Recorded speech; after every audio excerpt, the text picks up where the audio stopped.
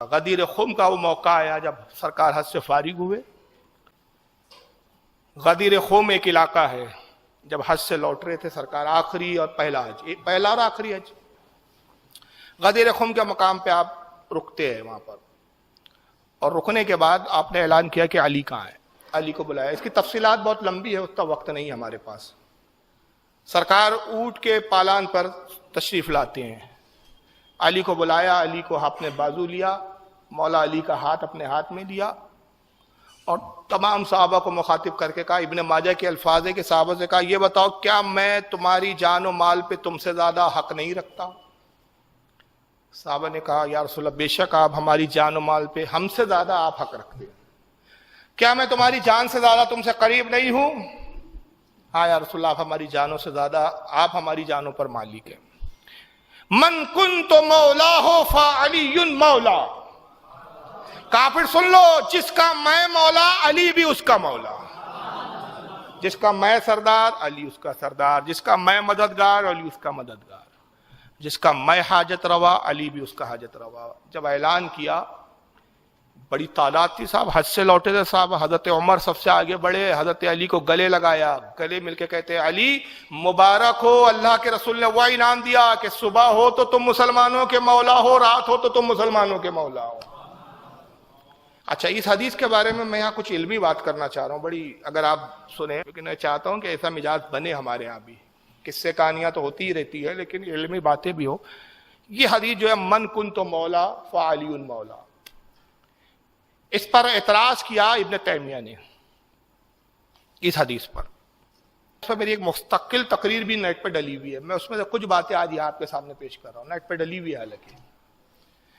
ابن تیمیہ کا اعتراض آیا، اور اس پر بہت سارے وہابیوں نے ابن تیمیہ سے لے کر پھر محمد بن عبد الوہاب نجدی تک، پھر اس کے بعد عبد الوہاب نجدی کے بعد پھر وہ جناب شوقانی ہیں ان کے، اور جو کون سے، یہاں تک کہ وہ اندھا تھا ان کا عبداللہ بن باز، سعودیہ کا مفتی اعظم، اس نے بھی اپنے فتاوی مقالات میں لکھا کہ یہ حدیث صحیح نہیں ہے، کیونکہ فضیلت ان کو ہضم ہوتی نہیں ہے۔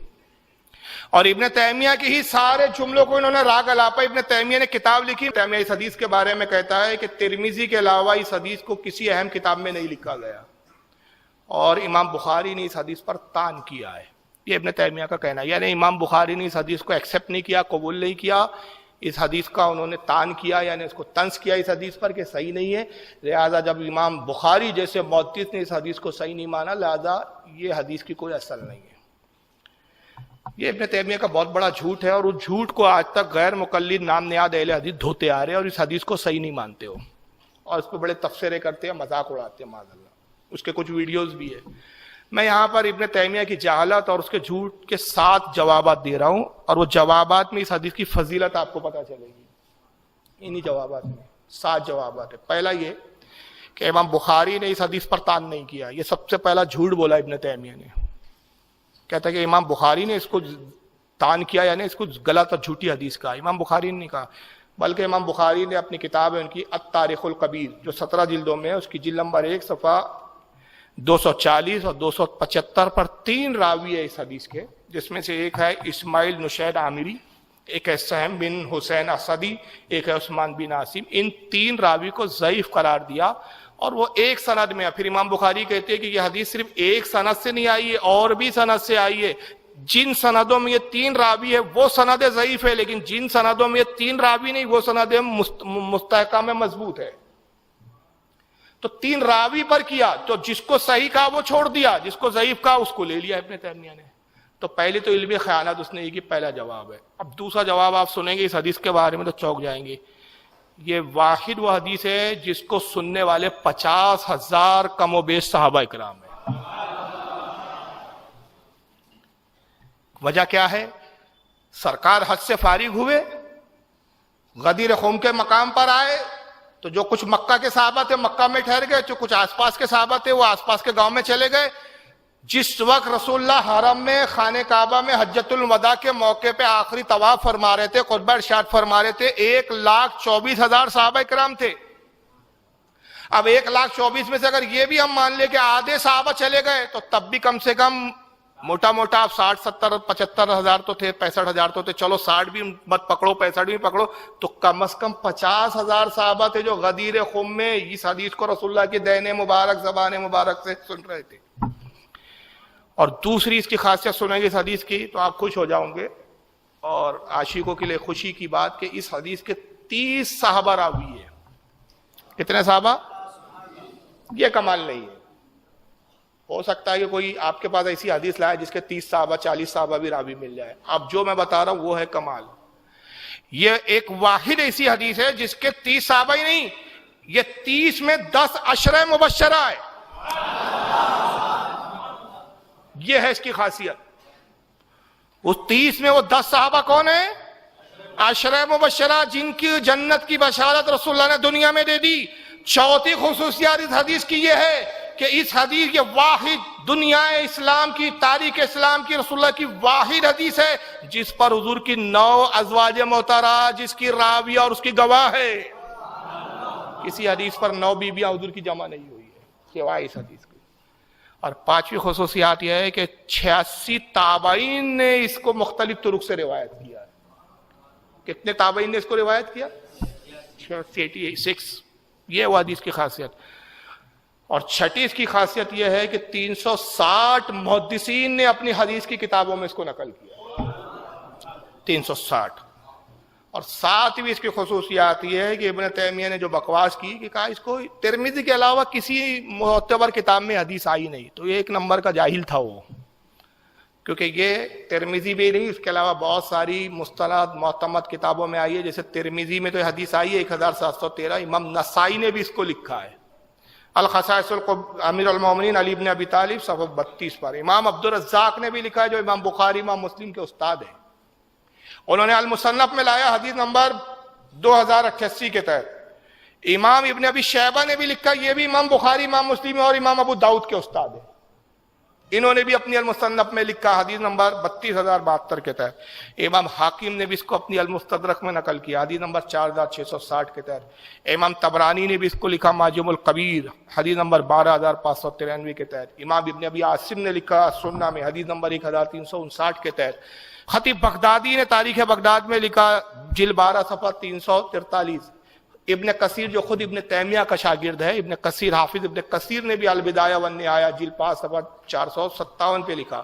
ابن عساکر نے اس کو تاریخ دمشق میں لکھا صفحہ نمبر 144. امام حیثمی نے مجموع الزوائد صفحہ جلد 10 صفحہ 108 پہ لکھا. المتقی امام متقی نے اس کو کنز الاموال میں لکھا حدیث نمبر 32946. کل 12 حوالے میں نے یاد دیا اور بھی حوالے ہیں. تو یہ ساری حدیث کی اہم کتابیں ہیں. تو یہ حدیث اہل سنت کے نزدیک بالکل مستند ہے, قابل قبول ہے, قابل اعتماد ہے کہ اللہ کے نبی نے حضور کو مولا کائنات کا خطاب دیا. تو یہاں مولا ہونے کا اعلان کیا, اور اس سے ہم اہل سنت نے جو اس کی مراد لی وہ یہ کہ جس طرح میں مسلمانوں کو نوازنے کا اختیار رکھتا ہوں, علی سے بھی تم طلب کرو, علی بھی دینے کا اختیار رکھتا ہے. جیسے میں مددگار, علی بھی مددگار. لیکن آج کل ایک جالت چلی, اس تاریخ کو ایک نئی عید آ گئی. اب آج کل عید غدیر کیا آ گئی, اور یہ مجاوروں نے لایا. یہ پہلے تو شیعہ مناتے تھے یہ, اب ان کو کیا سوجی پتہ نہیں, اس دن یہ سب عید منانے لگے. حالانکہ اہل سنت میں اس عید کی کوئی اصل نہیں. اور یہ عید 600 ہجری میں ایک شیعہ بادشاہ آصف الدولہ نے اس کو ایجاد کیا. کسی امام نے یہ عید نہیں منایا. کسی امام نے یہ عید غدیر نہیں منائی. پوچھا گیا بھائی ان سے کیوں آپ عید غدیر کیوں مناتے؟ کہا صاحب عید غدیر اس لیے کہ حضرت علی کی ولایت کا اعلان کیا تھا رسول اللہ نے. اسی دن آپ نے اپنے علی کو وصی کہا, اسی تاریخ کو آپ نے مولا کہہ کر اپنے بعد خلافت کی نشاندہی کر دی, خلیفہ ڈکلیئر کر دیا. یہ سب بچکانی باتیں. اگر علی کو خلافت دے دی تھی یا مولا کے معنی میرے بعد خلیفہ ہے تو حدیث کرو مطلب من کن تو مولا پہلے, جس کا میں مولا, فعلی مولا, علی اس کا مولا. تو مولا کے معنی تم نے خلیفہ لے لیے, تب ترجمہ کیا ہوا؟ جس کا میں خلیفہ, علی اس کے خلیفہ. تو حضور کس کے خلیفہ ہے؟ آپ کے خلیفہ ہے. حدیث کا مفہوم یہاں بیٹھ نہیں رہا ہے. تو مولا کے معنی یہاں خلیفہ نہیں ہے, مولا کے معنی یہاں حکمراں نہیں ہے, مولا کے معنی مددگاری ہے. ایک چیز تھوڑے دیر کے لیے اگر ہم آپ کی بات مان لیں کہ بھائی یہ عید اس لیے ہو گیا ہمارے لیے دن، ہم عید اس لیے مناتے ہیں کہ اعلان ولایت علی ہوا اس دن. تو میں نے کہا عقل پہ تمہارے افسوس کہ جس تاریخ کو اعلان ولایت علی ہوا وہ عید ہو گیا، تو جس تاریخ کو اعلان نبوت ہوا اس کو عید کیوں نہیں منایا تم نے؟ بھائی کچھ سمجھ میں آ رہا ہے کہ نہیں آپ کے؟ ولایت کا اعلان بڑا ہے کہ نبوت کا اعلان بڑا ہے؟ وہ تاریخ کو تو آپ عید نہیں مناتے. بلکہ آئیے میں بتاتا ہوں، کسی امام نے عید نہیں منایا. یہ 600 ہجری میں کس نے شروع کیا سب سے پہلے؟ یہ آصف الدولہ. اور ہمارے اہل سنت کا موقف کیا ہے؟ یہ کتاب ہے میرے پاس، یہ لایا ہوں ساتھ میں. تقریر کے بعد جس کو اصل عبارت دیکھنا ہو دیکھ لے. اس کا نام ہے تحفہ اشریہ. کس کی کتاب ہے؟ شاہ عبدالعزیز محدث دہلوی، اپنے صدی کے مجدد ہے. کتاب ہندوستان سے نہیں چھپی، فارسی زبان میں تھی، ضخیم کتاب. استنبول ترکی سے چھپی ہوئی ہے یہ کتاب. شاہ عبدالعزیز محدث دہلوی اس کتاب میں کیا لکھتے ذرا سنیے. فرماتے ہیں احدث عید غدیر است یعنی حزدم ذی الحجہ و عیدارا تفصیل دادن بر عید الفطر و عید الاضحیٰ و بعید اکبر مسمى کردن کے صحیح سری مخالف شریعت است. فارسی کے جملے وہ کہتے ہیں کہ احدث عید غدیر است. شیعوں نے ایک اور نئی عید نکال لی. اچھا یہ کیوں نکالی عید معلوم ہے؟ ایکچوئل میں ان کو مولا علی کی ولایت سے کوئی لینا دینا نہیں ہے. اگر مولا علی کی ولایت کا دن عید منانے کے لیے ہوتا تو سب سے پہلے صحابہ مناتے، سب سے پہلے خود علی مناتے. بھائی اعلان تو حضور نے کیا تھا، مگر پورے دور خلافت خلفائے راشدین میں کبھی عید غدیر سنا آپ نے؟ صحابہ کے دور میں سنا، تابعین کے دور میں سنا. سب چھوڑو جی، میں یہ بزرگوں سے پوچھتا ہوں آپ کتنے سال سے سن رہے بھائی عید غدیر؟ 2-4 سال سے ہی چل رہا ہے نا معاملہ. اس سے پہلے تو عید غدیر نام کی کوئی چیز تھی نہیں.